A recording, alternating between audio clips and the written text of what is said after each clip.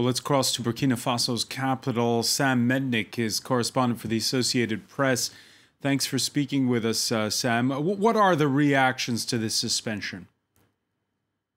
The reactions so far, people I think are still just waiting and seeing. More talks are going to be had. There's a delegation that's supposed to be coming to Ouagadougou tomorrow, and then more people are going to be coming next week on Monday. So I think right now people are being cautious.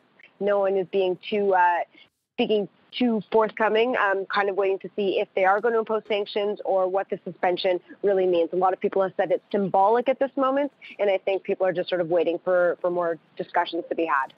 Yeah, Lieutenant Colonel Paul-Henri Sandaogo d'Amiba, as we saw in that report, you almost have the impression he's keen to show that he is not like the junta leaders in Mali?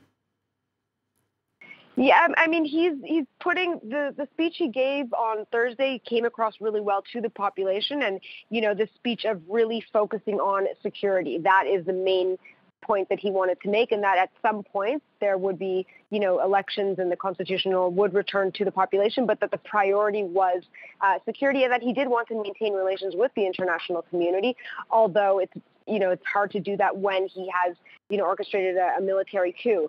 So it'll be interesting to see how he interacts with ECOWAS and what comes out of these discussions tomorrow and in the coming days. Can you give us an update on the ousted president?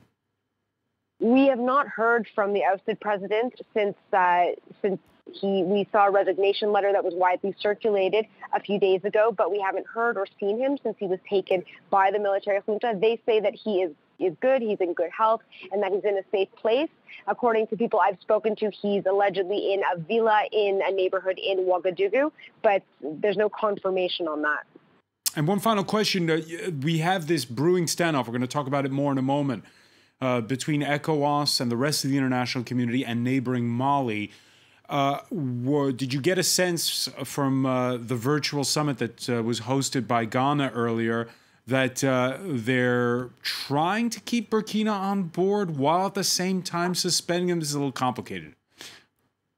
It's hard to tell. One person that I spoke to who was in the meeting said that the atmosphere was of frustration, that everyone was just really frustrated at the situation, the fact that this is one coup, you know, the third country in their bloc to be suspended within 18 months, and that just something needed to be done and a strong stance needed to be taken, but very, you know, didn't want to say what was going to be done or what was going to happen, kind of very cautiously saying we need to have more discussions first. And we'll be talking about it more in the next hour in The World This Week. Sam Mednick of the Associated Press, thanks for speaking with us from Ouagadougou.